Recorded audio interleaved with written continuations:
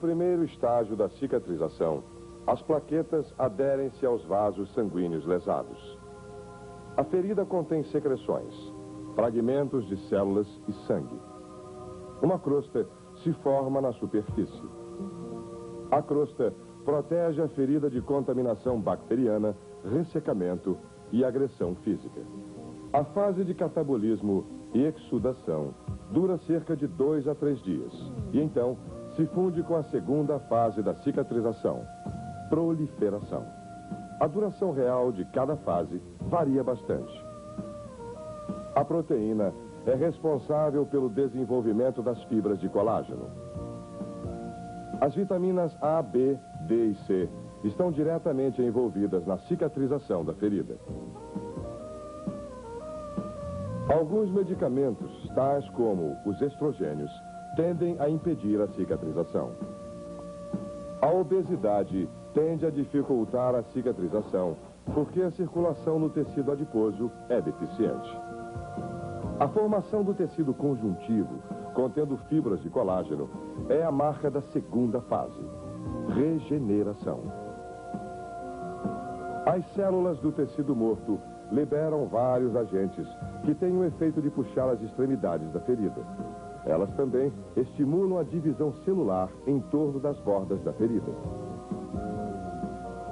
Os fibroblastos multiplicam-se vigorosamente, mas não atuam plenamente até a ferida ter sido totalmente limpa. Os granulócitos e os macrófagos, atraídos pela atividade bioquímica, geralmente fagocitam qualquer componente tissular morto, não desmembrado pelas enzimas. Uma dessas enzimas é a colagenase tissular. Ela digere as fibras do colágeno nativo que estão fixadas ao material necrótico na base da ferida. As peptidases digerem qualquer outro material necrótico. Uma vez que este processo de desbridamento esteja terminado, o tecido de granulação cresce a partir das bordas da ferida.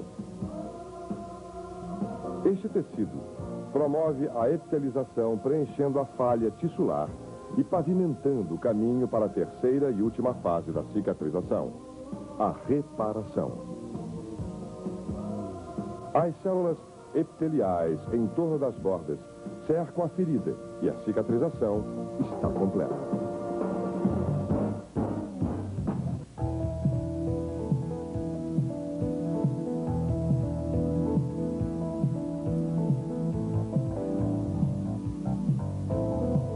Alguns pacientes realmente têm que ser hospitalizados porque suas feridas não cicatrizam perfeitamente. 2 exemplos podem ser usados para ilustrar o tratamento e a progressão do problema das feridas.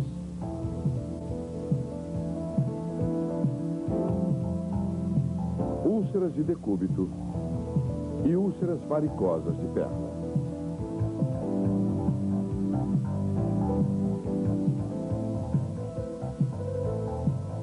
A úlcera de perna é um tipo específico de úlcera. É causada por insuficiência venosa ou arterial crônica. Há vários outros tipos de úlcera de perna. A senhora Lia tem uma clássica úlcera varicosa crônica na face interna da perna, logo acima do tornozelo. É causada por um problema nas veias perfurantes.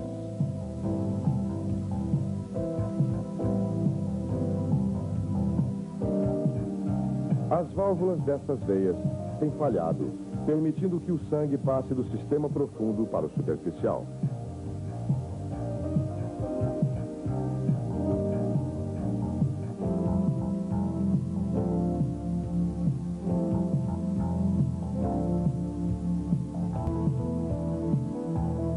Isto dilata as veias, produz edema e desvitaliza a pele pela interrupção do suprimento de nutrientes.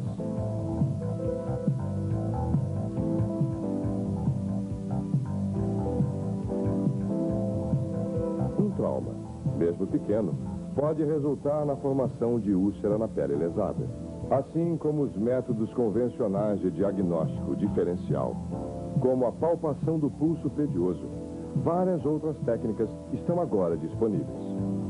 A termografia infravermelha pode ser usada para monitorar a circulação do sangue na perna. As regiões de suprimento sanguíneo deficiente aparecem como áreas escuras. As pressões parciais de oxigênio, medidas através da pele com sensores em pontos específicos, também ajudam o médico a precisar a causa da úlcera.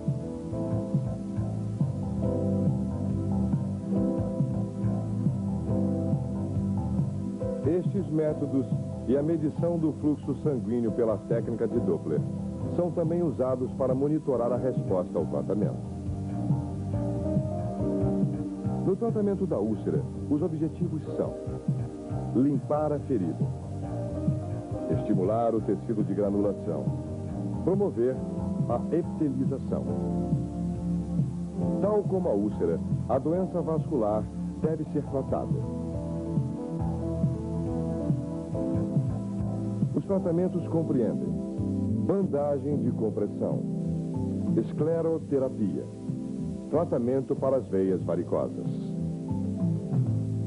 As defesas orgânicas não limparam a úlcera da senhora Lia. Se a base da lesão não estiver limpa e livre de material necrótico, não há granulação efetiva ou epitelização. Assim, a úlcera tem que ser tratada.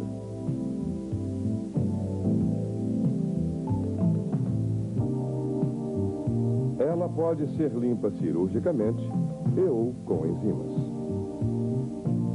A vantagem da cirurgia é que ela remove rapidamente grandes porções do material necrótico. Entretanto, é um procedimento invasivo que aumenta o risco de infecção. O tecido cicatricial será formado. É um método cruento para a remoção do material necrótico. A primeira consideração no uso das enzimas para tratar as feridas é que elas potencializam os processos naturais, fazendo um trabalho de precisão. Porém, são mais lentas que a cirurgia, podendo eventualmente ocorrer incompatibilidade.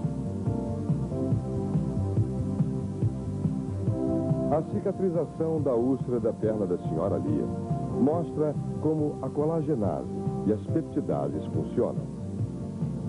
Após 28 dias, a úlcera está livre de necroses. A epitelização já começou. O desbridamento suave alcançou o efeito desejado. A úlcera de perna da senhora Lia cicatrizou. O tratamento da insuficiência venosa crônica da senhora Lia não pode ser interrompido e precisa ser mantido com bandagens de compressão e exercícios. Estes pacientes devem ser informados no momento adequado que precisarão usar sempre meias compressivas. A pele da parte inferior da perna, particularmente na região da cicatriz, requer atenção constante. Esta é uma responsabilidade fundamental do médico que apanha o paciente. Milhões de pacientes em todo o mundo precisam de tratamento para úlceras de perna. Assim sendo, representa um fator da maior importância econômica. O paciente deve ser avaliado dentro desse contexto, com orientação e instruções.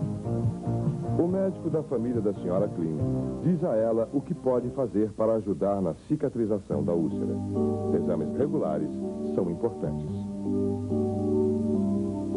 Senhora Klein consultou-se com seu médico há 2 meses. Ela tinha uma úlcera recorrente há alguns anos. Ela tentou o autotratamento com ungüentos e tinturas, mas a úlcera aumentou. Quando sua úlcera foi inicialmente examinada, havia acentuado exudato fibrinoso e necroses na ferida. A área tornou-se gravemente infectada com material necrótico e depósitos viscosos amarelados na úlcera. Para começar, a ferida é umedecida com uma solução fisiológica. Se a úlcera estiver muito infectada e com superfície viscosa, é aconselhável que os médicos usem um preparado enzimático, contendo um antibiótico.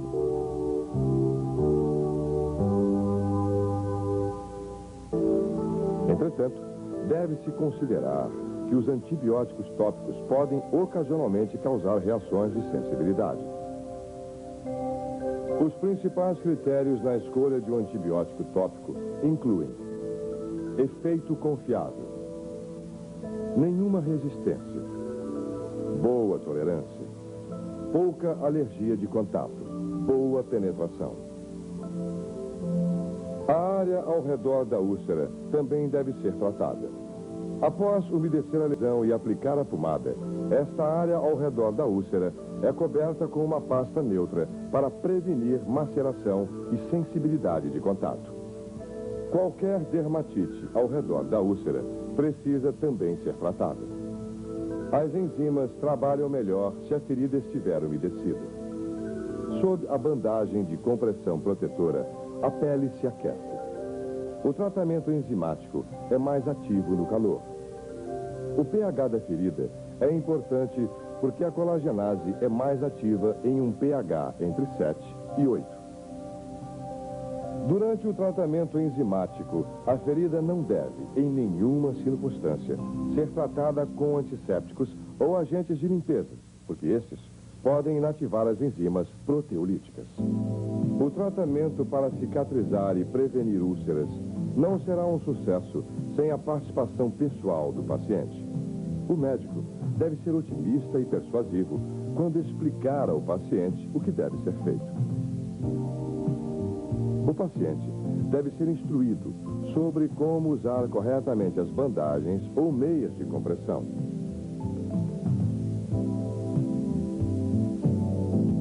A bandagem deve estar suficientemente apertada e a pressão deve diminuir da ponta do pé até a parte superior. A bandagem deve incluir o calcanhar e não deve ter o efeito de um torniquete sobre a perna.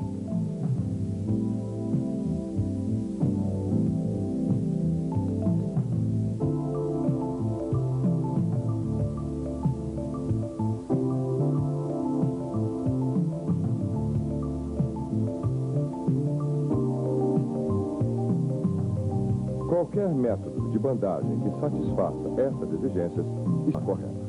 Movimento correto com a bandagem ou meias de compressão exatamente no lugar certo é outro aspecto importante no tratamento e prevenção de úlceras. A chave para isto é a movimentação do pé, permitindo um bom trabalho da articulação do tornozelo e da panturrilha. Para isto, o paciente tem que caminhar com um passo elástico não natural. Caminhar é muito passivo, enquanto correr não é a palavra certa. Caminhar a passos largos e vigorosos é o que talvez melhor descreva a sequência correta desses movimentos, impossíveis sem sapatos confortáveis. O tratamento teve o efeito desejado. A úlcera da senhora Klein cicatrizou. Para prevenir uma possível recaída, a senhora Klein terá que usar regularmente meias de compressão. Usar meias ou bandagens de compressão de maneira nenhuma prejudica a vida dos pacientes. Na verdade, muitos pacientes sentem falta de suas bandagens ou meias quando esquecem de colocá-las. A necessidade de bastante exercícios, sempre que possível ao ar livre, traz uma nova qualidade de vida a muitos pacientes. O tratamento compressivo é fundamentalmente o modo de quebrar o círculo vicioso em pacientes com úlceras varicosas. A prevenção é muito importante. Deitar com as pernas elevadas a 45 graus aproximadamente, nadar em água fria, dançar ou usar bicicleta são todos exercícios benéficos. Igualmente úteis são os exercícios musculares com pernas e pés.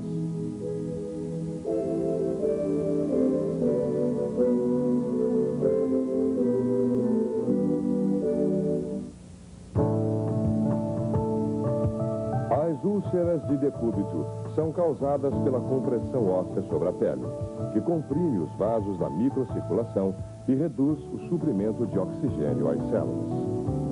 As células da pele sobrevivem apenas por 1 ou 2 horas sem oxigênio. Se os vasos sanguíneos são comprimidos por mais tempo, as células morrem e a pele torna-se necrótica, produzindo o que se conhece como úlcera de decúbito. Basileia é uma cidade onde a idade média da população é muito alta.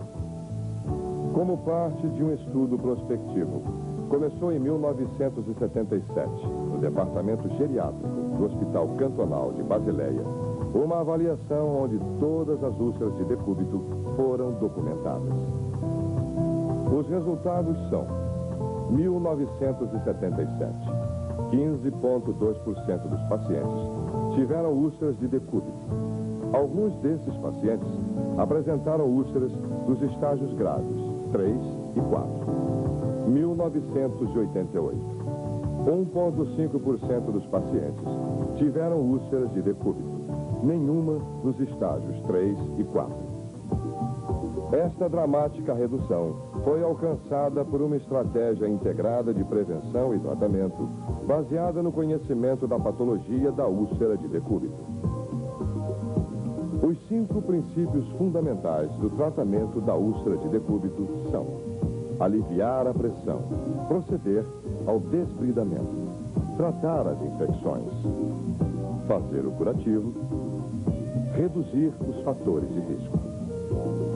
Independentemente do tratamento ser local ou sistêmico, clínico ou cirúrgico, a prioridade é aliviar imediatamente a pressão. A senhora Helena tem úlceras de decúbito na região sacra, estágio 3 de Simon, e em ambos calcanhares. Estas úlceras desenvolveram-se porque ela está imobilizada. O correto é mudar a cada 2 horas a posição do paciente. Manter o paciente em decúbito lateral esquerdo a 30 graus e decúbito lateral direito a 30 graus alternadamente. Em hipótese alguma, deverá haver qualquer pressão sobre as áreas ulceradas. Enquanto persistir a compressão, a úlcera não conseguirá o oxigênio que precisa. Quando se mantiver a úlcera livre da compressão por tempo suficiente, deve-se iniciar o segundo estágio do tratamento, removendo o tecido necrótico. Desbridamento. O tecido necrótico deve ser removido rapidamente para prevenir infecção. O desbridamento cirúrgico completo é realizado à beira do leito do paciente e pode exigir mais do que uma visita do cirurgião. Se a área do desbridamento for pequena, o uso de um comprimido analgésico 1 hora antes e a aplicação de gases umidificadas em solução anestésica são suficientes para controlar a dor. A pele é então desinfetada. Se a necrose for extensa, um anestésico local deve ser injetado no tecido são ao redor da úlcera. O material necrótico é então cuidadosamente liberado e removido, começando-se das bordas da lesão e indo para o centro. Um cuidadoso desbridamento realizado por etapas e durante vários dias minimizará a dor e o sangramento.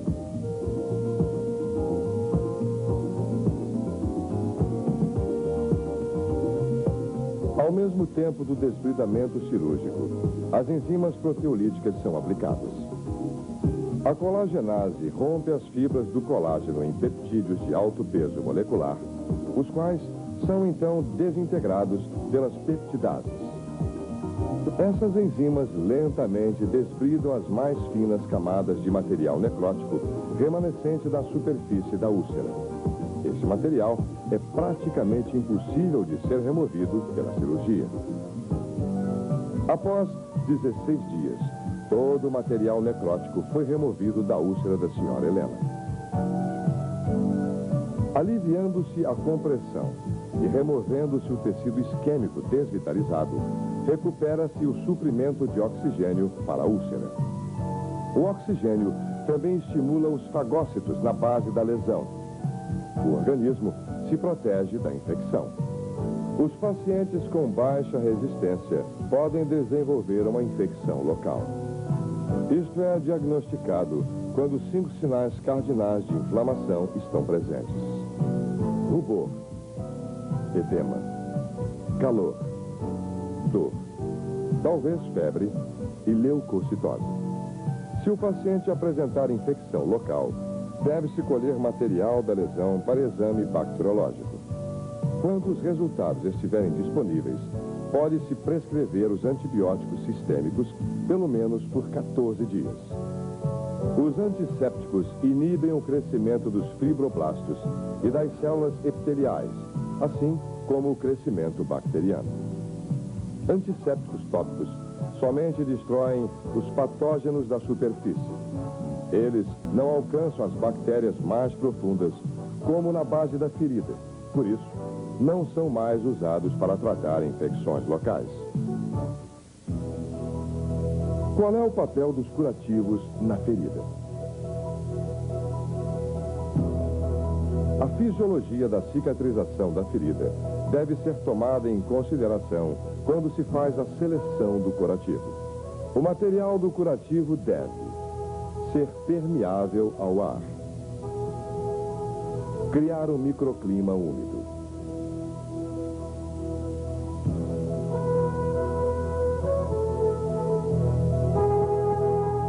manter uma temperatura similar à do corpo, não conter material alergênico, prover proteção física. O curativo antigo é cuidadosamente removido. Se estiver grudado à lesão, deve ser umedecido com solução Ringer para facilitar a remoção.